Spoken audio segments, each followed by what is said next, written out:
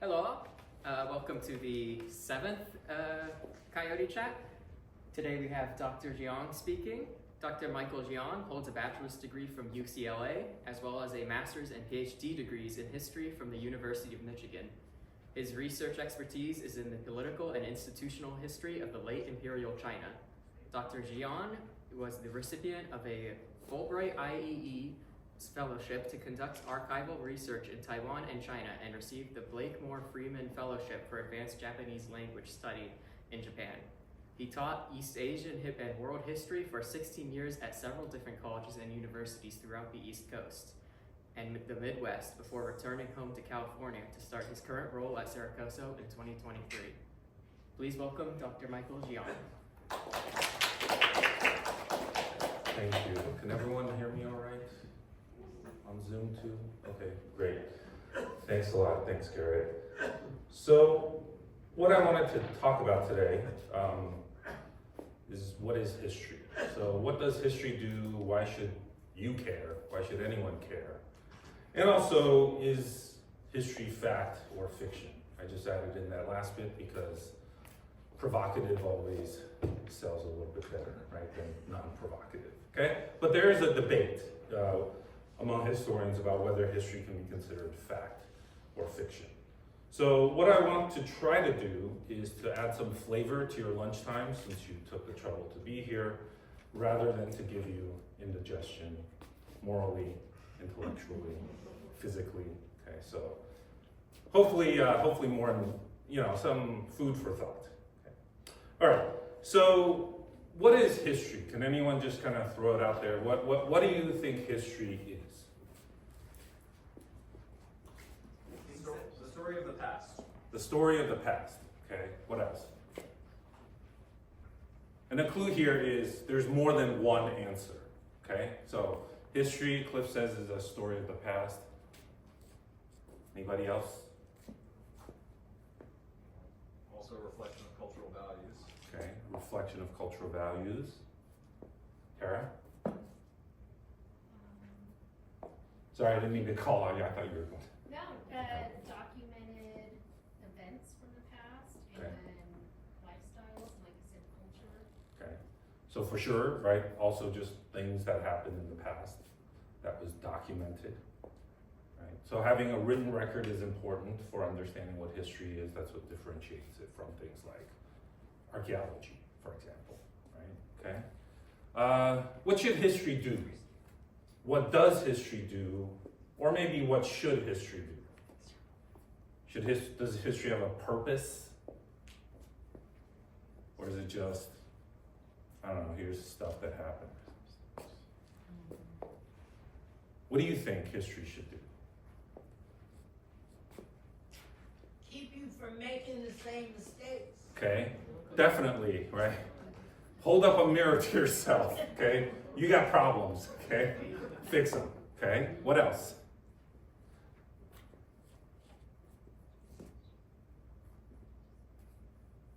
Things that went well, best practices. Okay, things that went well, okay.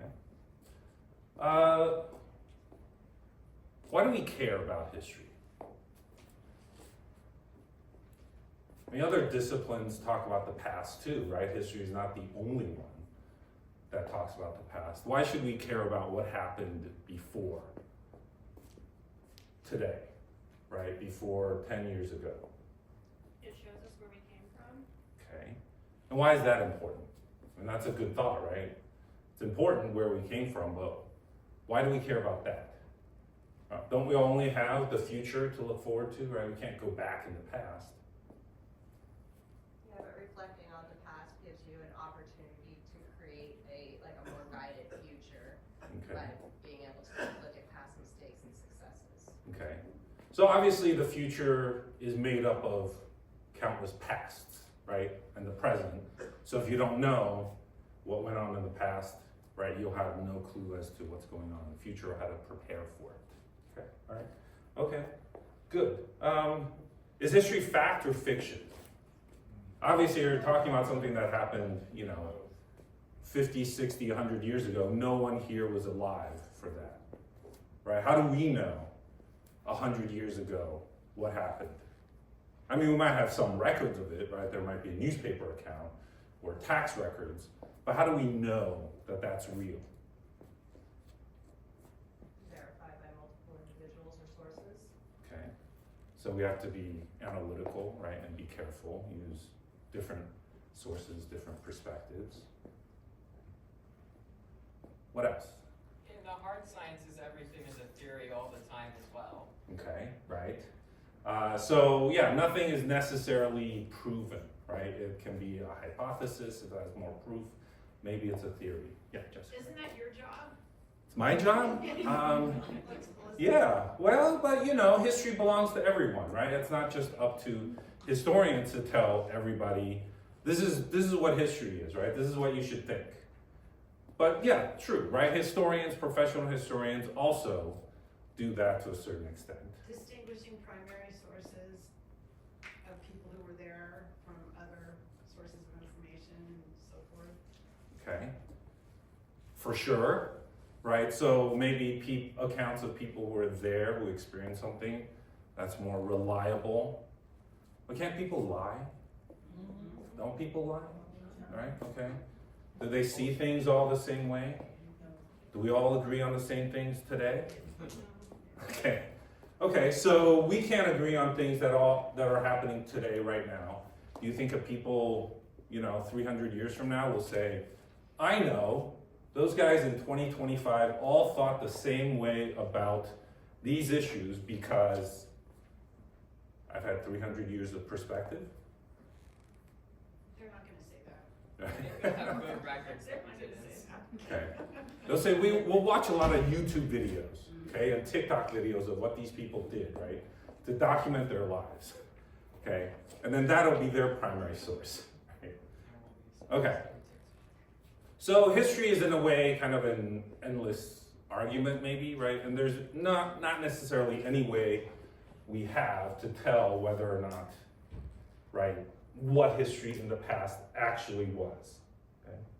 So let me start with this quote from Rush Limbaugh, right, the late Rush Limbaugh. What he had to say about history. He said, history, it's real simple. It's what happened. Okay? Do you guys agree with that? No, Nope. Okay. Why not? because there are a lot of fictive elements in history always, regardless of time period or culture. Okay. And let me make it clear here, right? Fiction for historians doesn't necessarily mean made up or untrue. It means, in this sense, something that's been created and arranged, right? Often based on stuff, right? Maybe reliable records, but it's been created and shaped, right? And that is what history is. One of the things history is it's making a choice, right? How do we know what happened in the past is what happened in the past, or why is it important, right? Someone had to go make a choice to talk about it, okay?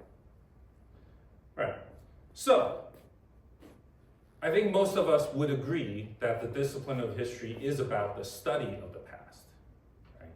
So there's a layer there. It doesn't mean it is the past, it means it's the study of the past, right? So that means there can be layers of people between the past, which did objectively happen, and what we think we know about it, but which, unfortunately, we might never be able to get to that objective reality in the past, right? Whatever that may be, okay?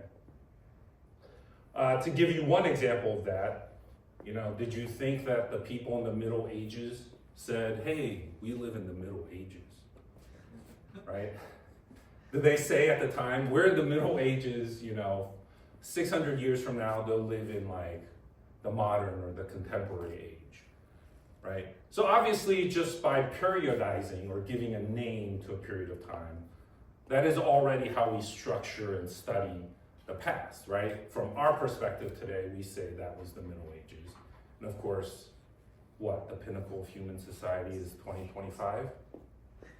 Right? Maybe not, right? If people come around, are still here and write a history 600 years from now, maybe they might think we have more in common with those people in the Middle Ages than with them, right? Possibly. Okay? We all won't be around to know that, okay? So the past is complicated because the past can mean many different things, right? Chronologically, it can mean 1245, right? 5 minutes ago, 10 minutes ago. It could mean 2,000 years ago, right? It could mean a different thing to you. It could be a history of pain to you. It could be happiness to someone else. It could be lots of different things that we all don't agree on, just like we all don't think the same way about every single thing in life. Okay. So maybe history, right? I'm just going to try to kind of puzzle our way through this. But maybe history then means past enough that we have had some perspective on it, right? So maybe something that didn't happen, 10 minutes ago, or even 5 years ago, but maybe things that happened 10, 20, 300 years ago, 1,000 years ago, right? We have enough perspective, we have enough, secret documents, right? Or really, new ways of understanding the past. Okay?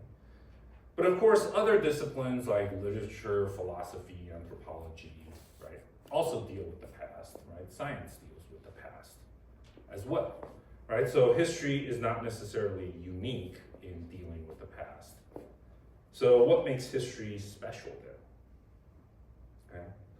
So history is first and foremost, and this is my interpretation, right? History is first and foremost empirical. It's based in some set of facts that maybe people can agree constitute facts, right? It's socially constructed, right? Whatever that means, right? But history is concerned with empirical things. It's not about just making things up, right?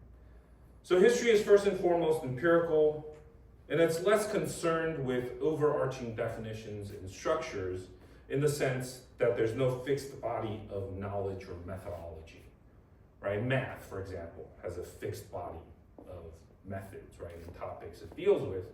History can be about anything, right? There's economic history, there's literary history, intellectual history, right? Political history, social history, that then connect with other disciplines, right? Different methodologies, different ways of understanding the past. Okay? But that's not to say that researching and writing history doesn't require any particular skill, right? There are habits or a set of practices around what historians do. Some of those skills might be having a language, right? Learning some archaeology so you can use non-written evidence in your work, right? It could mean learning some linguistics or economics in order to do your work, whatever your subfield of history is. It could also mean certain kind of habits of mind, right, that historians have, that professional historians that maybe other people don't have, right, which is what I hope to kind of talk about the rest of this talk. So, but because history accommodates so many different disciplines and fields, history is very eclectic and can be very broadly appealing to the public, right? That's another characteristic of history is it's not just professional or academic historians who can do history. Like anyone can write or do history, right? There are lots of history books written by non-historians, right, that have won prizes, right? So this is not just, professional historians alone that have a monopoly on the field, right? Okay. But history can also be exciting, right, because there's a high level of public engagement, right? It can also be controversial because of that too. Okay. So what is history, or what is historical research? Okay. So one way of thinking about historical research is that it's about asking inventive questions, right? Questions that people haven't asked before or haven't asked in a certain way about a given topic. Historical research is about understanding the history that has already been written about that topic, right? So understanding the debates and what people have discovered already about the past, and then to engage with those histories, the past, in order to contribute in a novel way yourself. So by this point, there's very little of this sort of, I don't know, the Indiana Jones approach to scholarship, right? Like you can just go to a place and discover something that no one ever knew anything about, right? It's the same way in history, right? Most topics, people have at least some familiarity. People have already done some research, some writing on it, right? So what history is, it's also about rewriting history, right? Or having some new insight. Okay. So to be a good historical researcher, one has to have a sense of curiosity, creativity, patience, and grit, right? So skills or characteristics that would benefit people in many different disciplines. Okay. My take is that history should also be accessible and appealing to a wide range of people, right? So you have very esoteric academic histories that are on very narrow topics, right? Like the kind that I've done. Or it can be, broadly appealing and edifying for the public, right? Which is much more useful, much more appealing. And we need, all different kinds of history. Okay. And unlike some disciplines, such as English professors, who study, the novels of Toni Morrison, for example, right? Historians have to create the thing that they study, right? There's no history that's already there, in that sense, for historians to study, right? There's no like God's eye view of this is what happened in the past that you then go interpret and grapple with, right? Historians in many ways have to create the history, a narrative, a study of it, or deal with other people's created understandings of it in order to do history. Now, what do historians do? Partly what historians do is they analyze how human behavior or the way that humans have acted changed over time, right? So if things never changed in the past, then it's not really history, right? Change over time is important. And also where, the time and place where that thing happened is also important, right? Because of culture, right? History in China is not the same as history in Japan. It's not the same as history in the US, right? So 1850 China is different from 1850 US, correct?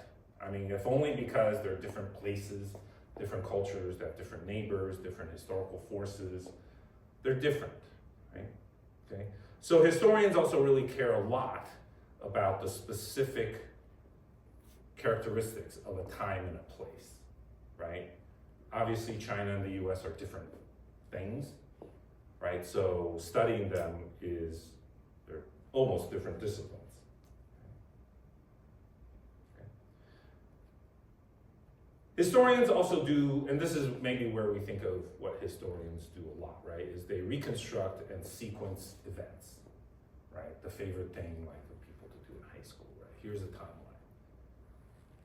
Fill out all these events and these blanks on the timeline.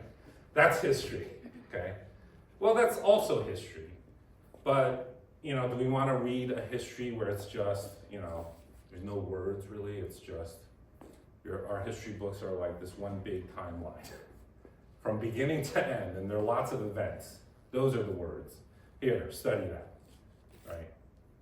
Who would want to read that history book? No? Okay, that would be very boring, right, and annoying, right?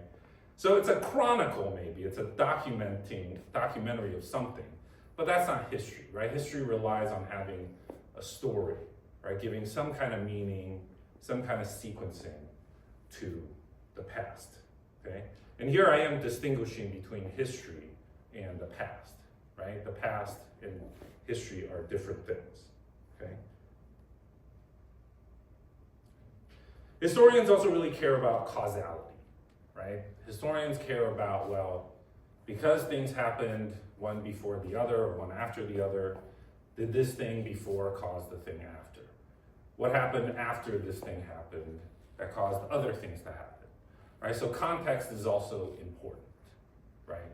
So things don't happen in a vacuum. People are guided by their time and place, right? People have ideas that are largely confined by their time and place, right? People don't usually have 21st century thinking, 3,000 years ago, right? 2,000 years ago. People aren't like, you know what?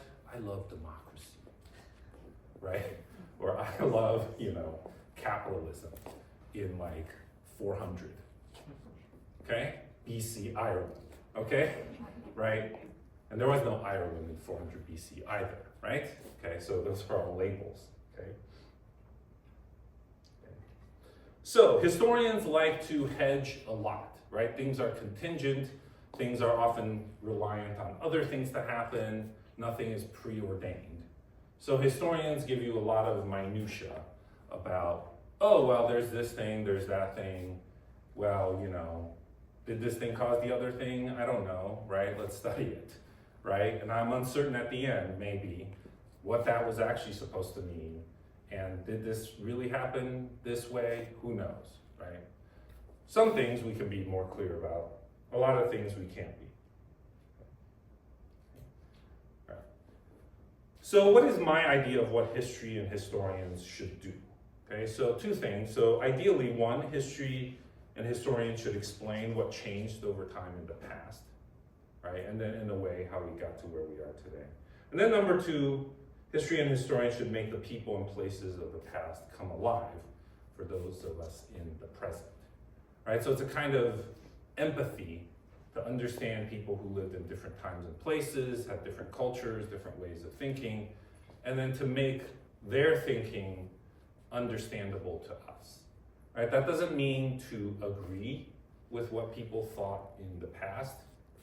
It isn't to put what people thought in the past strictly in terms of only things that we understand today, right? There may be categories of ideas in the past that no longer exist today, or vice versa, right? So we can't do what's ahistorical by just imagining people in the past as, oh, they're just me, except I was wearing a costume, from like 300 years ago. So that's me, but our our brains are exactly the same, right? Or mostly the same. And that's most likely not true, right? People in the past had very different ideas about, life, right? What's the value of life? What's the meaning of life, right? A historian once said, the past is a foreign country, right? We should just treat it like a foreign country and not take anything for granted. Okay. Now, history is also something public, like I suggested before. There are roughly 20,000 books published on the topic of the Vietnam War alone in English, right? Do you think all those 20,000 books agree with each other? Did we need 20,000 books on the Vietnam War? That's a lot of books, okay? 20,000 is a lot, okay? But people care, right? Do people write books about the Civil War? Do you know anyone who was in the Civil War? Do you know the grandfathers of people who were in the Civil War, right? We still care about that a lot, right? So there's something to be said for the past, right? We do care about it at some level. Now, another question which I asked you guys about earlier was maybe, what should history do, right? Especially when it comes to education, right? Should children learn about all the harsh realities of a given country's past, right? Should history education be about making people feel good about the country that they're from? Is it about the truth? Is it about a blend of those things? What is it? Should history teach the bad along with the good? And who defines what's bad and what's good? Right, we probably have a lot of different definitions of that in the US, right, in the same state, right, let alone the country. Okay. So, and I don't mean to imply that these are questions that only people in the US are grappling with, right? Can you imagine Japan has had issues with how it teaches like World War II, for example, or Germany, Australia, France, Great Britain, right? What about that empire, right? Was that just purely a benevolent empire that just, brought light to the benighted peoples of the world? Yes, of course, right? Everyone agrees on that, right? Of course people don't agree, right? And that's a question that people have to grapple with. Now, what historians do is they construct a narrative about the past that creates identities or talks about identities in a way that people really do care about, right? So obviously people do argue about the past. They have an interest in the past. And so history is essential for a country, right? For a nation to have a sense of itself, to have a sense of what it is, right? Is there a collective identity? Does it have, many different identities? What is that? Okay. So those endeavors can be very controversial. Often there's a lot of resistance. People can't agree. Okay. So what is history? Okay. So our understanding of history changes all the time because it is driven by the concerns of the present. Right? We understand history in a certain way today than we understood history 50 years ago. Right? Our views of World War II are different today than it was immediately after World War II, right? We might celebrate World War II today as, well, it's the greatest generation, right? That rose up to, fight fascism and free the world. But if you look at the historical records right after World War II, there were a lot of bitter, disillusioned people in the US who were wondering, what did we fight this war for? Right? All these people died, other people are maimed, right? They're disabled, right? 60 million people killed around the world. What was all that for? Right? Right after World War II, people weren't like, yes, right? Captain America beat the Red Skull, right? That's the story we're talking about here, right? People didn't feel that way. Martin Luther King, when he was assassinated, was the most unpopular man, right? By public opinion poll in the US. Is he the most unpopular man in the US today? Holidays, right? A holiday named after him, right? Okay. So, right, so history can change, right? It changes over time. Our understanding of the past changes over time. Okay. So similarly, in some countries, right, history is focused on great leaders, great men, right, kings. In other countries, people are more interested in the history of the people, right, for example, okay? As certain groups also in different countries have become more prominent, they have wanted history to reflect their concerns and their place in the past, right? We mentioned earlier that the present and the future are made up of the past, right? So if the past doesn't have you in it, even though you were in it, well, what would that say about you in the present? Okay. So people want history to connect them to a country, a community, right, a nation's past. Today, for example, we might be more interested in transnational histories, right, or global histories, because our world is more interconnected than ever before, right? So just understanding the history of the US, for example, might not be sufficient because there are lots of historical forces that cross political boundaries, right? So historical trends and fashions can also be different. Now, so that leads us to the question of if history can evolve and change after it has all happened already, right? The past has already happened, then is history real? Is history fact, or is it fiction? Now, what is a fact?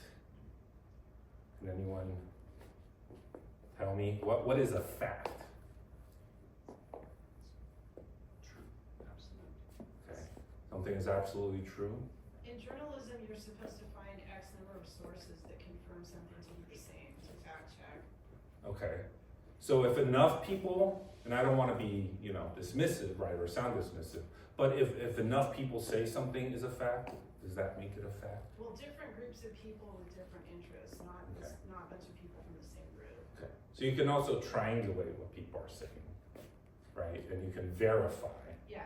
Okay. okay? And you can analyze, right? Obviously, no one is going to take anything people say, especially in journalism, at face value, right? Okay, all right. So in history, a fact might just be something that got written about, right? If we say, let's write about the Civil War, what facts would you use to write about it?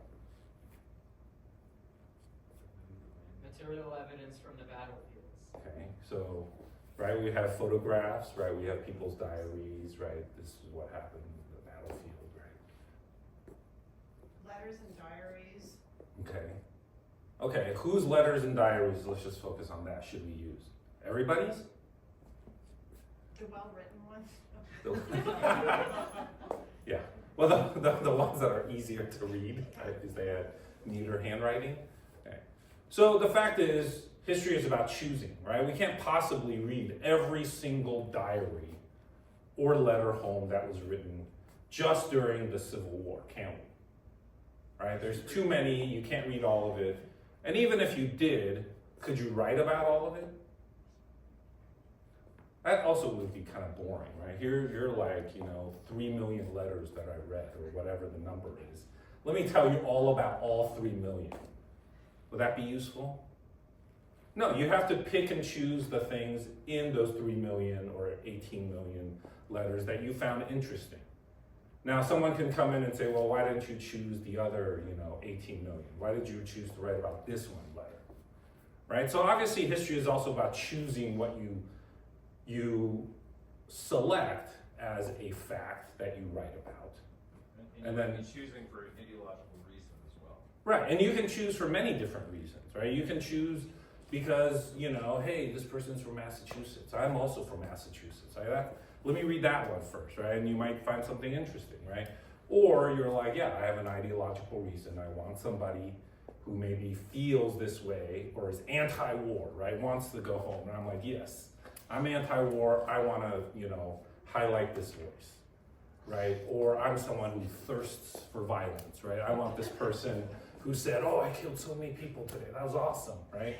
Whatever reason there might be, we're selecting, right? Things from the past, right? In the same way that, it wouldn't be very helpful to have a map of the US that's as big as the US, right? It wouldn't really, but you'd have to simplify the process, right? So history is about choosing, and history is also about simplifying, right? Because we simply can't possibly engage with everything from the past. Do you vet the sources for reliability? Is there like a test for vetting the historic sources?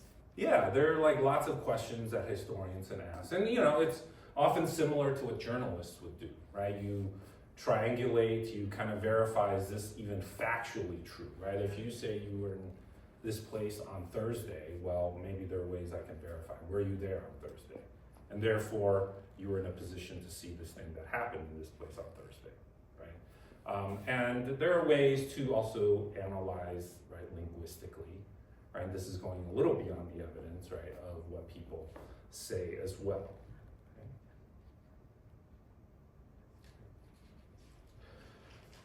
Now, historians are maybe a little contradictory, right? First, historians pride themselves on working with facts, right, whatever they are, okay? At least something that's supported by the evidence. But historians also have to write stories about that past, right? Again, it's not very helpful as a historian if you said, I read, 3 million Civil War letters, and here's my synopsis and perspective on all 3 million. Read it through, right? So maybe what a historian would have to do is then create, I see certain themes here in these letters, right? From this area, right? Or from this regiment. And I'm gonna summarize them for you. And of course there are exceptions to everything. But here's what I'm going to tell you, right? This is a story about this, right? It's a heuristic device for you to be able to make better sense, right? Because obviously the world is not a story necessarily. It's a mass of, seemingly unconnected facts and occurrences, and we have to impose some kind of order on it in order to be able to function, right? That's what a story does for historians. Okay. Now, in the process of making things into a story, are things going to be left out? Are things going to be simplified? Are you going to read things in a way that other people who read the same things will disagree with? Yes. Okay, does that make this any less of a history than something else someone might have come up with? Okay. Now there are some basic lines here, right? I'm not saying that anyone can look at any document for any reason and just say, hey, I've decided, people during the Civil War were fighting because, there were vampires, right? What was that? Wasn't there that movie with some guy? It was like, it was like a revisionist history fantasy about how, the Civil War is actually a battle between like vampires. You with a vampire? Yeah, vampires and werewolves, right? The Confederates were vampires, right? And the North was, like no one can say, okay, yeah, that's what I read in those documents, so really, it's true, right? It was a battle between the undead and human beings, right? Right, so there has to be some basic line of evidence that can be corroborated, and you can't simply just make things up, right? Without being able to defend it and without it being rooted in evidence. Okay, but all historical accounts are the product of choices, and people have different perspectives even on the same things, right? So there's really no such thing as, people will just line up the facts and let the facts speak for themselves, right? Because just even choosing which facts to line up is itself an interpretation. Now, to look back briefly, historians, at least in the US and Europe, have until relatively recently thought of what they did as being completely a matter of mastering the facts. So for example, in 1910, a historian declared that the historian's job was, quote, to collect facts, view them objectively, and arrange them as the facts themselves demanded, unquote, right? But facts can't demand anything, can it? Right? To you, it may be speaking and demanding something, right? But to someone else, it may not be, okay? So in this view, historians had a very simple job, and it was just to hold up a mirror to the past, right? A mirror faithfully reflects, or not, right? Funhouse mirrors don't faithfully reflect the object, right? So the idea was that a document, once it was properly analyzed, right, scientifically analyzed by whatever standard, had one meaning and one meaning only, and was not subject to interpretation. Right, all this was undergirded by the ideal of what people called historical objectivity, right? Something that maybe we don't really think of as much today, right? But historical objectivity was defined by another historian as, quote, a commitment to the reality of the past and to truth as correspondence to that reality, a sharp separation between knower and known, between fact and value, and above all, between history and fiction, unquote. So from the 1880s, the late 19th century, to the mid 20th century, most historians were convinced that the study of the past, free of personal bias and belief, was both desirable and possible. Meanwhile, the demographics of who was a historian began to change. After the end of World War II, the GI Bill and the post-war baby boom created more demand for historians and for different people to become historians. Right? This was the golden age when there were lots of teaching jobs at colleges and universities, right? One we all wish we could return to, right? Enrollment was endless, okay? FTES was everywhere, okay? That's what we want, right? Okay. In 1957, for example, the chair of Yale's history department worried while writing to a colleague that, quote, while the subject of English still draws from the cultivated, professional, and well-to-do, the subject of history seems to appeal on the whole to a lower social stratum, unquote. Right? So the discipline was being invaded, right, by people who had not been there before, the lower social status people, right? right here, right? One of them, okay?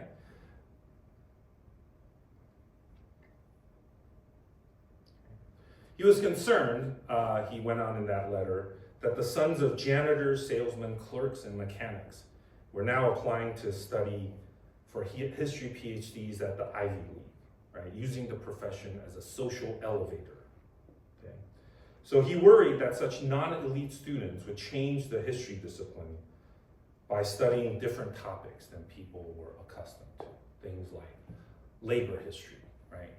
Or the history of the people, right? The common people, which in fact was what began to happen, okay?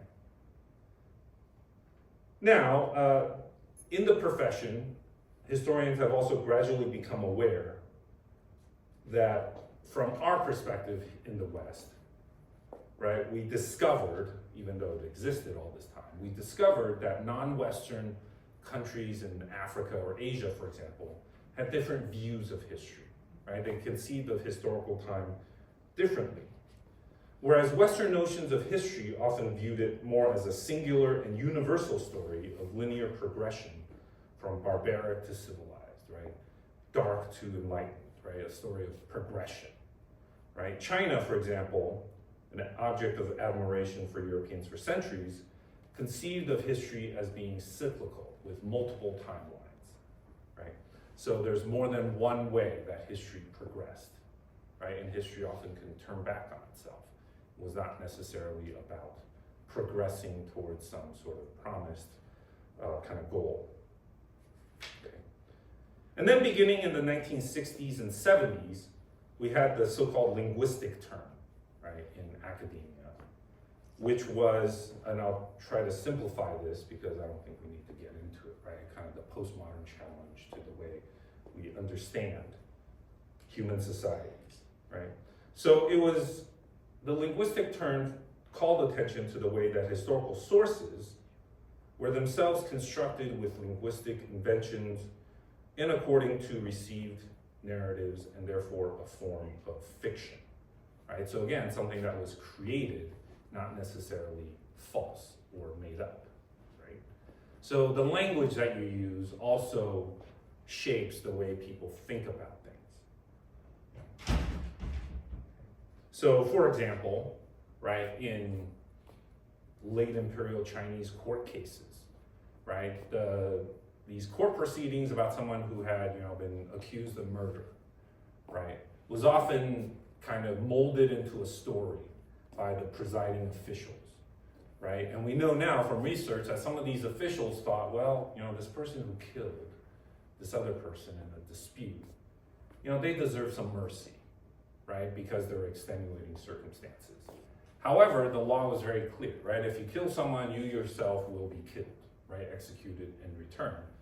So what you see is that, a lot of these court cases all have like a common hallmarks of like a narrative, which is, hey, this, honest, hardworking peasant was just hanging out, right, with his wife, and then this other guy came, they got into a dispute, and then, he was afraid, right, that his parents would be harmed, right, what a nice guy, and he was protecting his family and children, so, through no premeditation, he just like went into a fit of rage, lost his mind, and killed this guy. Yes, well, he should still be executed because he killed someone, but can you imagine that there are lots of ways here now in which the case was written, right, that now provides opportunities for the guy to maybe get off with something less than the death penalty, right? And we see this over and over again. Were there this many people in late imperial China concerned with protecting their parents and, the dog, right? And then also, right? Right? So it's a form of, and we know, right, from other things, right, that the officials often kind of thought of themselves as, I'm going to kind of try and, right, save this guy to the extent possible, right? So the documentary evidence we use was itself shaped by cultural assumptions, right, narratives that would be guaranteed to pull at some tuck strings. Maybe a higher official would see his way to ruling differently. So, and that's history, right? We fit it into a way that is more understandable. Okay? So this linguistic turn taught historians to think of their sources not simply as reflections of a past reality, but also as a culturally configured text, right? The past can also be a text. A court case doesn't just tell you who was guilty of what or not guilty of what, but also of what people imagined justice ought to be, right? What's the right thing? Not just what's the legal thing, but what's the right thing, right? A map is not just a delineation of where places are, but also how people imagined where their world was, right? Or what it was literally, right? So lots of maps, for example, don't have north in the upper part and south in the lower part, right? Maps can be oriented in many different ways.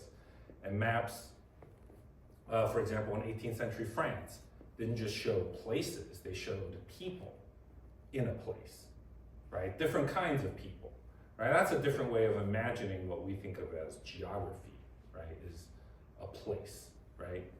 Well, people in the past imagined it as, well, a map is of people, right? So one proponent of this view, right, that the past was in a sense a text, was the historian Hayden White, who argues that all historical writing is a form of fiction making. So again, not necessarily making things up, right, but shaping things, okay?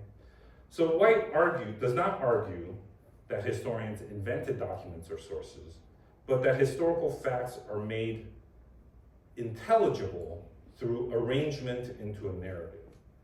Right, so we mentioned this before. Simply lining up information in a timeline is boring and stupid, okay? But, right, putting it in the form of a story, imposing a narrative upon it, makes it much more compelling and appealing to a public, right? It's easier for us to make sense of it. So history is fiction in this sense because it makes the strange familiar by making the unfamiliar comprehensible. Now, White further argues that history can still be good or bad, right? It's not that anyone can just do anything and it's good history, because the traditional standards of analysis and logic still applies. Okay, but what he was saying is that recognizing that history is narratively constructed to an extent enables historians to be more honest about what they're doing. Now, this concept of history was not without critique, of course. Okay, so to keep it simple, I'll just mention one. For example, physical atrocities such as the Holocaust were not just discourse. It's not just a text, right? Killing someone is not just rhetoric. It's not words on a page only, right? Some things are inherently tragedies and cannot be recast into another narrative like comedy, right? So the past is not endlessly malleable and flexible, right? Certain things are true, right? So after much debate, the consensus today seems to have settled at this compromise position that we are inevitably subjective, right, as human beings. We're constrained by the past and the norms of our communities. But historians still agree in principle that they are bound by facts and cannot simply invent things whole cloth. But in assembling scattered and disparate sources to construct into a narrative requires imagination, which leads to ongoing debates about, is your imagination too imaginative, right? Did you connect the dots in these sources the correct way, or did you, cut a few corners, right? In a way that I think is, right, more fictional than fact.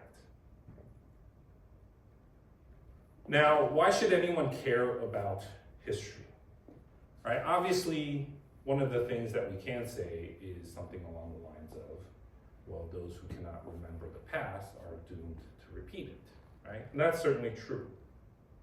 Right? But history doesn't just teach lessons, because what those lessons are can often be very unclear, right? We can draw different conclusions from the same things, right? So, and on the other hand, distorting, erasing, or mythologizing the past can also have quite negative effects for society. Okay? The value of history lies in its expansion of our imagination of the wide range of how humans have found ways to live and think that is different from our own. Okay, history invites us to have conversations about the failures, successes, and wisdom of the past, about what we did and what we're doing now. To argue about the past, to strive to continue to understand how humans have acted in different times, places, and cultures is, I would argue at the end, history. Thank you very much.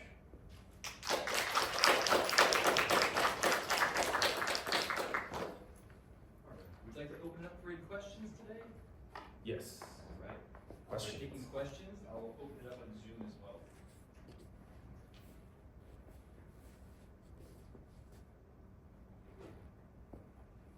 Yeah. Okay. You mentioned that historians had to ask creative and new questions that hadn't been asked before. Can you give me an example of that?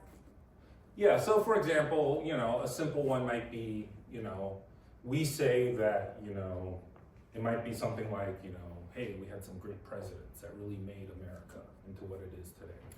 And a different question might be, well, that may be true at many different levels, but obviously a president is not doing everything in a country. Who else had an impact, right? Could, a woman have had some impact? Could, that peasant over there have had some impact, right? So that could be a way of just who is the subject of history, right? It's not just, right, the rich and the powerful. It can be other people, right? Everyone can make history, right? And paying attention to that could be one way of just asking a different question. Yeah. Okay, so since we're living through a historically interesting period right now, how would you advise people to evaluate the truthfulness and reliability of information that they're receiving from the multiple sources that we get? Because it seems like we have more sources of history now, simultaneously living history than we've ever had. Yeah. So how do you evaluate and decide between those sources? Well, I think in a way we do have some things today, right? The kind of unprecedented proliferation of media in all different forms and media that can be tailored to specific demographics and the technology. So it really is, a way of sort of like you have to think about, well, what's your literacy, right, of it? How do you distinguish fact from myth, right, or misinformation or disinformation from information? I guess that's one answer.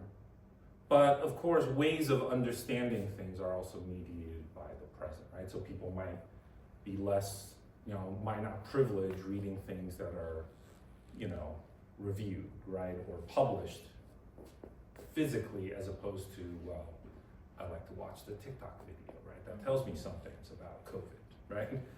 Or whatever, right? So, and then another way might be to, look back in history at other times when we might have imagined that our media or information ecosystem has been chaotic, right? And look at how people dealt with it then.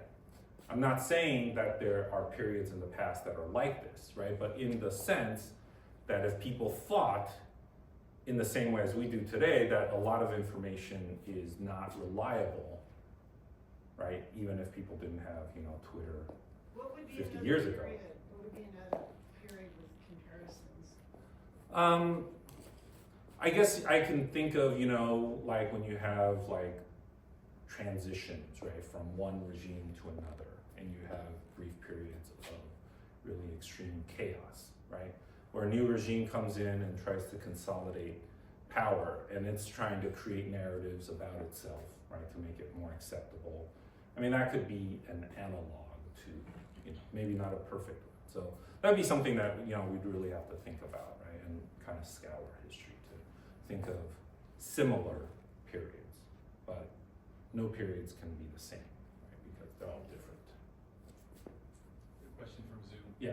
What happens when credible historical accounts seem to contradict each other? Well, that's actually great, right? Because that's when we can have more conversations about, well, how did you arrive at this conclusion, right? Why was this you're finding. And that's really maybe a way for historians to nerd out and say, show me your documents, right? How did you come up with this, right? How did you interpret this way? Let's read this document together, right? That's having a conversation, right? And debating about the past is, I don't know, it's a uniquely human characteristic, right? People love to debate. And history, I think, as long as it's a productive type of debate, right, it can be more enlightening regardless of what answer you reach, right? So no one has to be right or wrong, because it's hard for us just to be able to recover the past. We can try, right? But it's impossible to know exactly this is what we should think about the past. So, history is sort of like inherently poetic, self-mythologizes. Mm-hmm. And you see that in the history of the United States. I remember when I was a kid, people were nostalgic about the 1950s, for Yeah. instance. And but if you ask anyone today, would you really want to go back to the Yeah. 1950s? They'd say no. Yeah. The same is true of the ancient Greeks who believed in fictional heroes who never existed and Mm-hmm. associated themselves with them. Is that like a universal quality in history from all cultures? Would you say China must be an example of that as well, right? Yeah, I would say that, I think every kind of mythology, right, that springs up about the past is really a way to adapt to, in some way, to the present, right? So maybe people in the 50s, they weren't saying, we're the Leave It to Beaver age, right? This is the golden era, right? Because if you go back into the 50s, people will be complaining about all these young punks, right? Saying things that today we're like, oh, that's pretty tame, right? But people are like, that was really transgressive, right? Or doing things, or high rates of teen pregnancy in the 50s, right? Higher than today, right? But how come we forgot about that, right? When we talk about that. So, you can think of these kind of interpretations of the past, or mythologizing is a way to kind of, confront problems today by reimagining a past when we didn't have those problems and it was so comforting, right? It's an adaptation in a way, right? It's kind of reinterpreting history to suit the needs of the present, which we talked about was a function of history, right? Every generation, right? Or more frequently, right, can reinterpret the past. Yes, and in the case of China, there are lots of cases when people reimagine, right? And in China's case, right, because history is thought of as cyclical, you're sort of sometimes thinking of recreating past glories, right? Because every dynasty, for example, has sort of a life cycle, right? It's like a newborn, right? And then it becomes very virtuous and strong and does good things. And then gradually it becomes older, weaker, more evil, right? Doesn't tend to the needs of the people as much. And then it sort of withers away and dies. And then it's replaced by another dynasty, right? The cycle continues over and over again. Any other questions? Excellent. Thank you. Okay. Thank you. All right. Let's stop.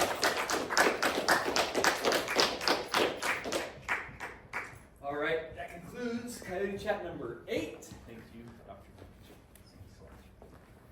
Dr. Reminder, if you did not sign in on the way in, on the way out, please grab the pen and sign your name for us. Helps to prove that we use public funds to feed people and things. Another reminder, we have student government elections. Next week is spring break. Enjoy that. Take a break. Come back reinvigorated.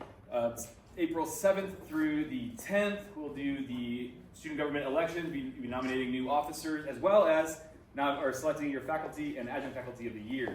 So don't miss that. You can do that through the link over here, as well as join a bunch of clubs and fun things like that. On the very top right, my left, your right, let us know how you enjoyed today's event. If you want to see more events like this, let us know. If you like the food, let us know. If you don't like the food, let us know. Just give us an idea of what you want to see. This is a student government event, and students make all the decisions here. So let us know what you're thinking. Thank y'all.